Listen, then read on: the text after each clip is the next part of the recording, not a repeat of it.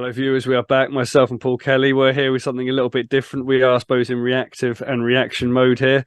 We are doing a special sort of 8 minute or 10 minute video on the career, the times, the potential successes of welterweight fighter Florian Marku. Paul, thank you very much for joining me. Obviously, the other day we've seen Marku obviously with a 1 second stoppage of Dylan Moran, and from the basis of that, we had quite a bit of an interaction online to one of our videos we did talking about potentially Marku being overrated. But we've got the answer. Well, we've got the potential opportunity to answer those, Paul. To sort of riposte as we are with the video, which is basically essentially focusing on how far you and I both think Florian Marku can go. Paul, without further ado, let's get stuck into it. Obviously, we saw, as I mentioned there, a destructive victory over Dylan Moran at Manchester Arena the other night.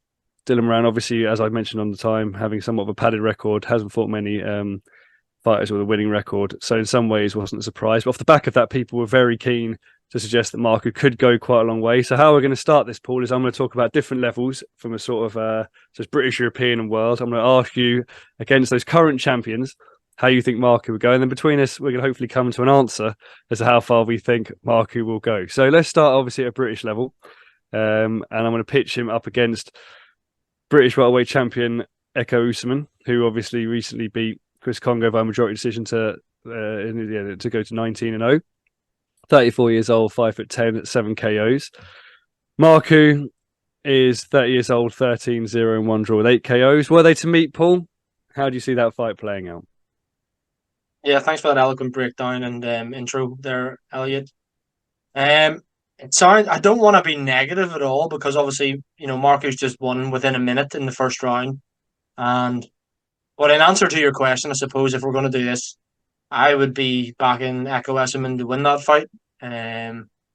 Probably rather convincingly on points or even a late stoppage. I know Usman's not a huge puncher, but I just can't see any way in which I think if Marku fights a good boxer, he's going to really, really struggle. So that probably answers your next two questions about European and world level as well. But it does, Paul. We've started very much of how low. It should have been titled maybe how low can Florian Marku go, frankly. But I think do we go southern area? Do we go? Is he the toughest fighter in his own family? I don't know. But let me pitch some other ones then to you and say, look, obviously Eko Usman has beaten the likes of Congo, beaten the likes of that Samuel Antwi.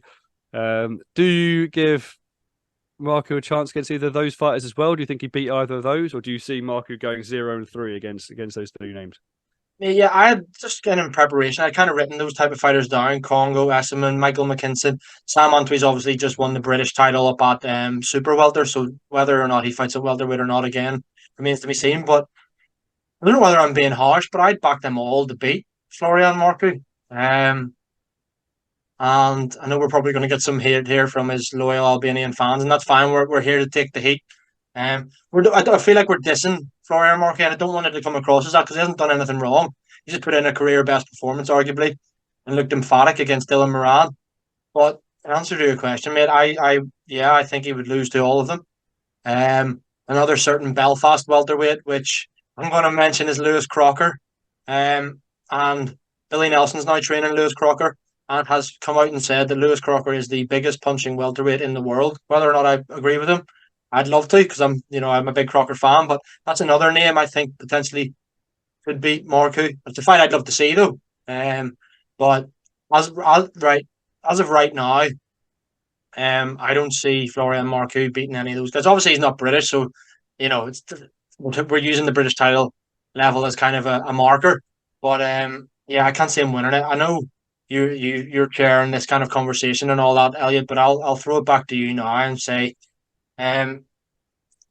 obviously before he fought for the world title against Terence Crawford, David Avanesian was the European champion, beating Josh Kelly. Obviously, we saw that fight. Kerman Leharaga twice as well. Whether or not he's vacated because he had that world title shot or not, or whether he's still the champion, it is kind of a question mark and a cloud surrounding that. We don't really know. But like, two questions. This is a two-parter. Do you think that if he fought Avanesian, it would be a compelling fight, a level fight? Do you think he has a chance of winning via knockout? Because obviously he's clearly a powerful puncher, Marku. Second off, my second question follow up to that is, suppose if he gets the right opponent, so we have seen, we've seen some people get gifted world title shots in the past who maybe don't deserve it, with padded records, same as European.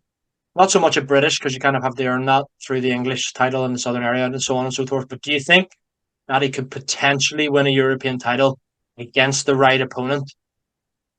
Oh, it's beautiful. Well, to be honest with you, you've already captioned the headline of this of this video where you're saying the croc swallows the Albanian King, essentially. But I think, to be honest with you, it'd be compelling in the sense that I think he'd go out swinging, and obviously Evan Easton carries power as well. So I think it'd be compelling for maybe 2 or 3 rounds until Evan Easton stopped him.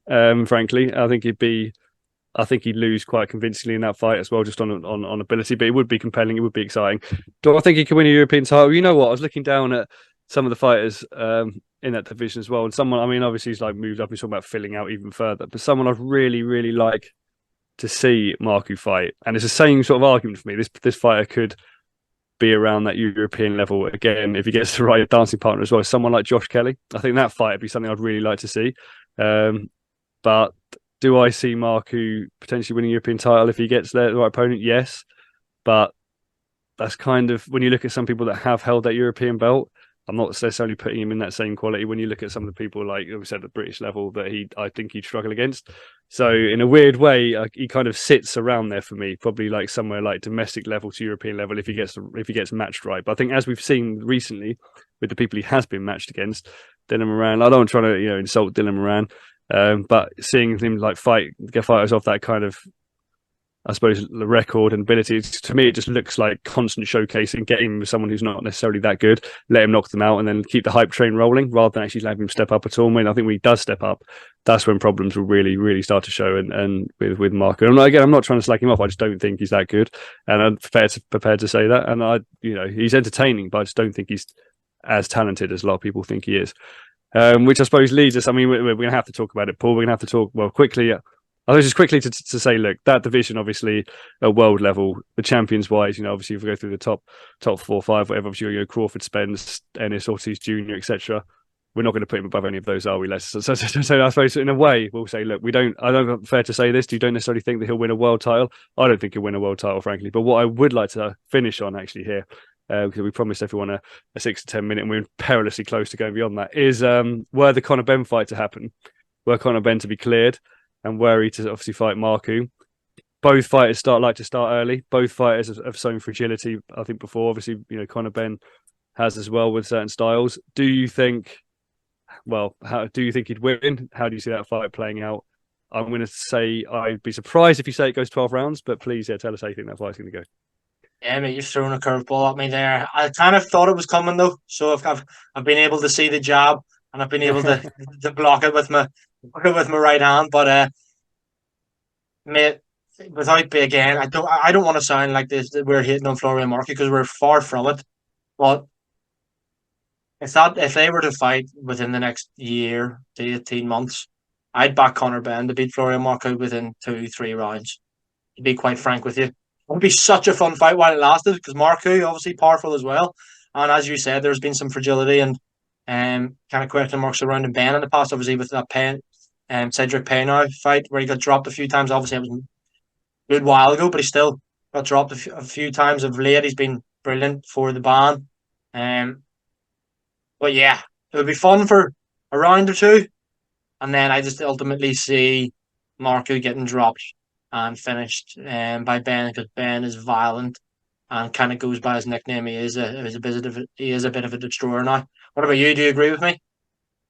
I totally agree with you, Paul. I think that Conor Benn, if he has his 30, 40 eggs a day while out in training camp, he gets his proteins in. He's not fought for a long time. He's been turning up at events, with his vest on, looking very angry, looking very menacing. I think he brings the right energy into this fight, and I think he'd stop him as well, perfectly honest. I think it'd be a firefight for sort of 4 or 5 rounds, maybe if that.